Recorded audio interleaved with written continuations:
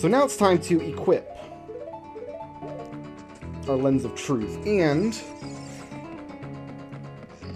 I mentioned earlier there's a part in this Adult Link section that if you can technically do it without making the extra trip. You have to cross this desert and learn a teleportation song from Sheik. Because Kid Link can't cross the desert. You need either the long shot or the hover boots to get across the desert, and Kid Link cannot use either of those items. So that's the one trip you have to make. You have to go back as Kid Link to play the song to warp across the desert. And you kinda sorta need the Lens of Truth in order to get across the desert. To get across this part called the Haunted Wasteland. Like, we're just gonna stand on this box and fire... Use the long shot here. Hook shot won't do it. You need the long shot. If you don't have the long shot but you have the hover boots, you can use those instead. The idea here is there's a very narrow path you have to stick to in the Haunted Wasteland, and if you deviate from it, it warps you back to the beginning of the map. If you've played Breath of the Wild and you remember the gimmickry in the Lost Woods of that game, how you had to follow the direction of the winds, like either watch embers off your torch, and if you deviated at all, it sent you back. This is the same basic idea. That first part is easy. Just kind of follow the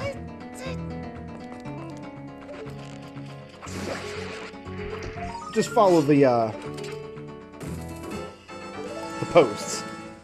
I couldn't think of the word post to save my life. I think it's safe to use Din's Fire once, and we'll do it. If I don't have enough magic, I will go find magic somewhere, I guess. Actually, I think there's magic in this room. Yeah, there's a little bit of magic. We'll have plenty of magic. It'll be fine. But hey, I'm not going to pass up a Skulltula in whatever this is. More rupees. Okay. But here's the second half of the Haunted Wasteland. There's no more posts to guide you through this little narrow path you have to follow. Instead, what you have to do is use the Lens of Truth to make an invisible ghost appear and then follow the ghost. So that's what we're going to do once we jump up on this platform up here.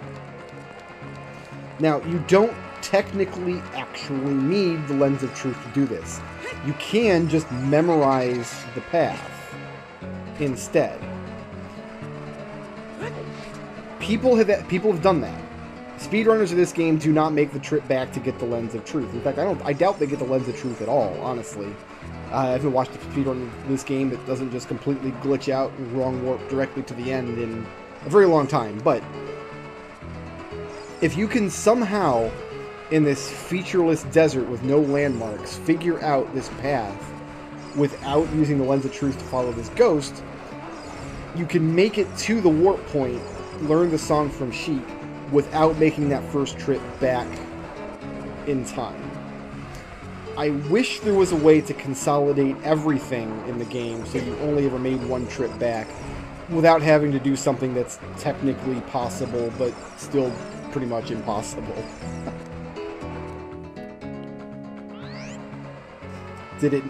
Oh, why didn't it work? I must have circled around too much trying to dodge those levers. I should just let the levers hit me. What am I worried about? I got all these hearts. I'll tell you what I'm worried about now is my magic, actually. Because if my magic runs out, I'm gonna have a bad time. This sign just points out to a dude on a magic carpet. I guess we'll go check out Magic Carpet Dude real quick. He's out there. I think all he does is sell you bomb shoes, though, so... And it's funny, because the first time I played this game as a kid, I didn't meet that NPC. Let's go get a good look at him, actually, so you'll know kind of what I'm talking about. Can I... Maybe roll off, and then... There we go, got over here. So yeah, it's got this hippie dude on this magic carpet. And I'm not spending no 200 rubies on some bomb shoes, but... Yeah, this hippie dude on a magic carpet. But... The N64 version, the texturing on the magic carpet is not that nice. Like, it doesn't have a discernible design on it, because it's N64 graphics. It wasn't as nice to look at by any means. That's backwards, Brickroad. That's the wrong way. But, like, that character appears in the ending of the game. The ending of the game, we'll see a nice scene where, like, all the NPCs that we met are kind of hanging out, having the after party, you know, doing some drinks, a couple of lines, you know. Don't do lines, kids. That's and my channel's no longer rated PG. But it has a couple of the characters hanging out with Hippie Bombchu Man on his magic carpet, on this just like big orange floppy thing that doesn't really look like a magic carpet, and I hadn't seen that NPC before. I missed him in the Haunted Wasteland.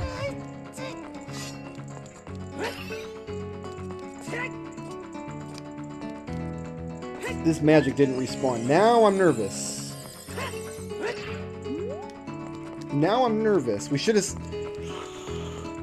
went back and zoned the map and come back. That would have caused that magic canister to respawn. I think we still have enough magic. We have like 3/4 of a bar. That should be enough. And this time I'll just let the levers hit me, so I don't accidentally get sent backwards.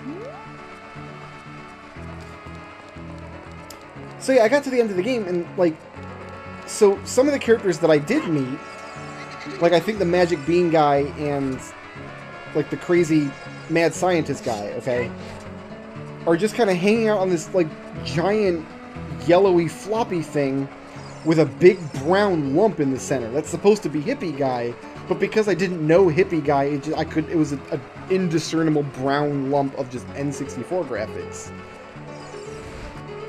So I don't know, the first like 2 or 3 times I played the game, I completely missed this NPC. And so I had no idea what that was supposed to be in the ending of the game. It looks like he's going to the exit right there, but nope, he jukes backwards.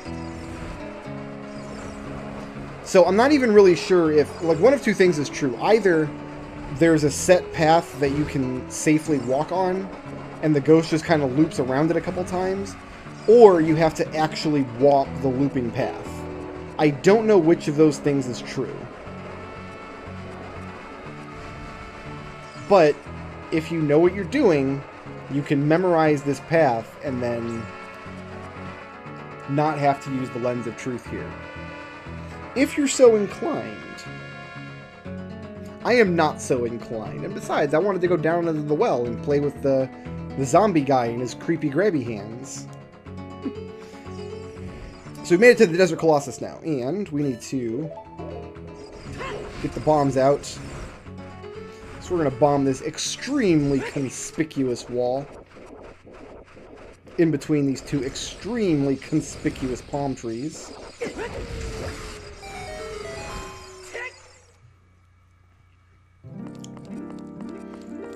And basically get our magic refilled.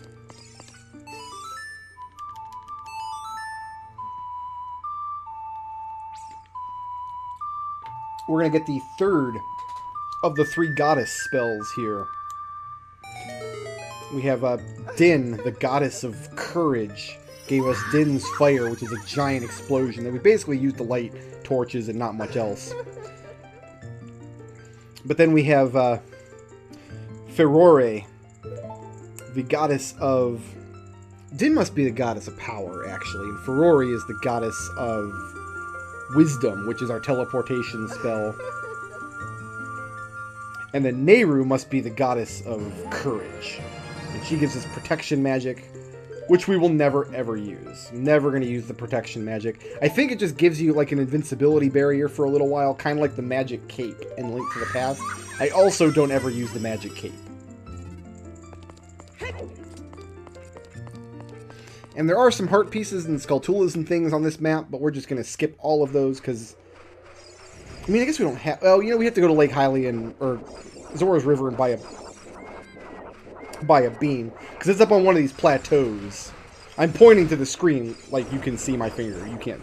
Up on one of these high plateaus is a heart container, because if you buy magic beans and come here with magic beans... Oh, we need to go... Oh, we need to step inside and then immediately come back out into the Spirit Temple. You can bring a bean here and plant it. It makes a little platform that'll go up to the high ledge. So Link goes into the Spirit Temple, but he can't go this way because he can no longer fit inside that little hole. And he can't go this way because there's a big block in the way. So there's nothing he can do here. And I know I've said this about every major dungeon in this game, but it doesn't stop being true. But the Spirit Temple is one of my favorite dungeons in the game. And in the Water Temple video, I made some statements that some people might have taken offense to when I said things like I didn't really understand what people thought Zelda dungeons were, because people would attack the Water Temple as being the worst, and then turn around and praise the shrines in Breath of the Wild as being excellent, when they're clearly not excellent. I'm going to expound on that idea going into the Spirit Temple here, as soon as I play the Requiem of Spirit. L-R-L-Y-R-L.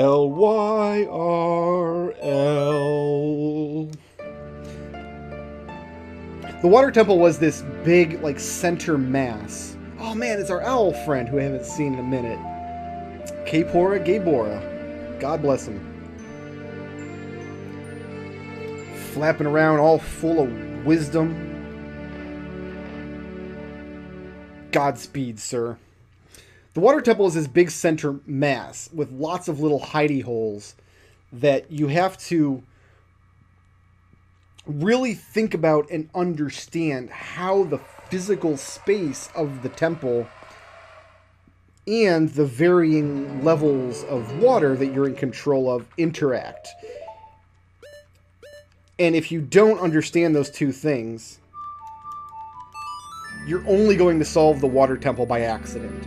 And so I think that's what happened. A lot of people got frustrated. They got stuck. The iron boots thing on and off was too much for some people. And a lot of people only solved that temple kind of by accident. And that's why they came away not really enjoying it. And what I said when I was playing through the Water Temple was that maybe most people didn't like that style of Zelda dungeon. Maybe what most people want is something more linear. And that's what I think people might have taken offense to. Because when I said that on my stream, some people took offense to it. So I'm going to expound on that. Because I didn't mean they wanted, like, super hand-holdy, like, straight as an arrow dungeon experience. What I meant by that is they wanted stuff more like the Spirit Temple. We're going to go into the Spirit Temple twice. It's actually 2 dungeons, the way that it's structured. We have to go into it first as Little Link to clear an area, meet an NPC. I mean, you'll see it all on screen in the video, it's fine. But then we've got to come back as Big Link to clear out the rest of it. It's not a giant sprawling mass. It's not much of a maze. It's more of a linear series of structured challenges. There's really, at any point in Spirit Temple, there's really only one direction you can go, and it's pretty obvious what that direction is. It's not always obvious what you need to do when you get into a room. But by looking at Spirit Temple and talking about this to be more like the... I think this is more of what people really like about Zelda dungeons. Like the masses of people that love Zelda games, when they think about great Zelda dungeons, it's going to be more in line with something like Spirit Temple. One of my favorite dungeons in the game. I love Nabooru as a character. She's awesome. The dungeon has some of my favorite little mini bosses in the game. The temple tells a little story about Nabooru, the noble thief. And she wants to find this artifact to help defeat Ganon, but she needs the help of this little brat kid who's not doing much of anything else. And it tells a story, and then it's got, like, the bosses are another story boss. You've got the twin witches who are like Ganondorf's surrogate mothers. It's a cool little experience in addition to being a great dungeon. But it's not a great dungeon for the same reasons that Water Temple is a great dungeon. It's a series of more linear, structured challenges. You're not going to get lost in Spirit Temple. You don't really have to understand how Spirit Temple fits together. I just walked right into that trap. Oh, I probably have to kill all of these bats, don't I? No problem. Is there one more? Ah, this guy. Here, I know how to take care of him. I got way more hearts than you do, fool, so... That was real easy for me. Take the 3 hearts, no problem. So watch the map as I go. Watch the doors that I go through and where they lead to. You'll see what I mean. Really, there's only really one thing to do at any given time in Spirit Temple, and sometimes it's not obvious what that one thing is, but usually it's a very clever interaction. I did mention in Water Temple that I thought instead of puzzles, what Zelda players really want out of dungeons are just clever interactions. They want to see neat things. Instead of actually figuring stuff out, maybe it's enough that you just feel like you figured out something really awesome. Spirit Temple does that in both sides of the dungeons. And it does it while still being a very structured challenge. I gotta use a boomerang to hit that switch. Whoa. Really? We're gonna go all the way around, huh? Okay.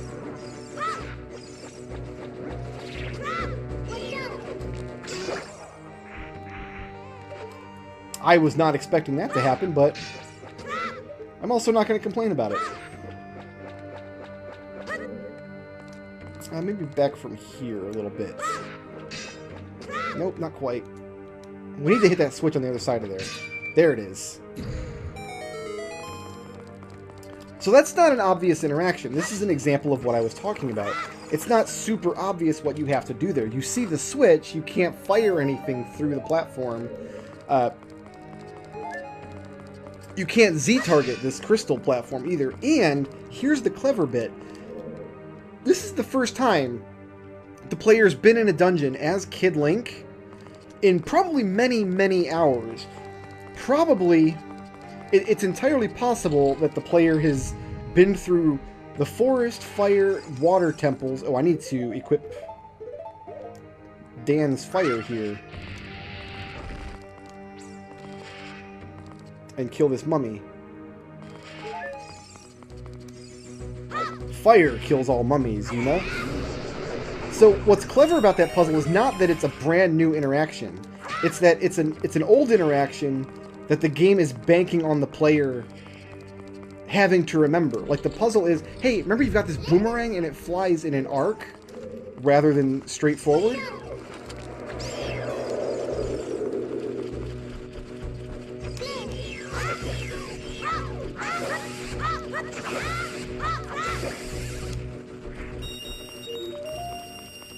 So the game is kind of playing a trick on you, but like it's not being a jerk about it. Like when you're...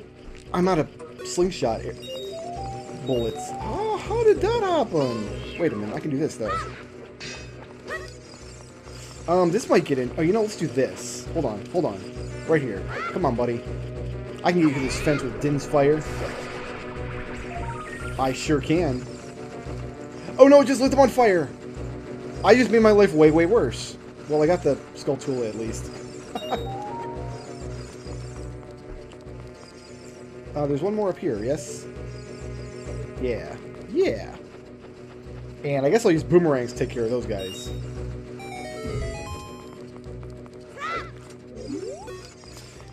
So, when the player remembers, hey, you've got this boomerang, you should be using it. Like, you've got that aha moment. That's a hole. I just fell down a hole. I'm trying to... Is it going to make me fight the... Hold on, let me see if it's going to make me fight the hand monster again. Yes.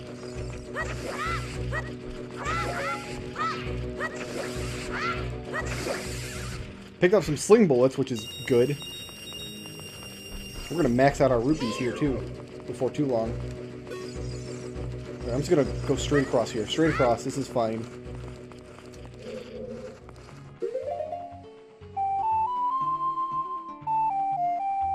Shoutouts to D. Teeson, who sponsored this video, and to everybody who helps make my channel possible by supporting me on Patreon.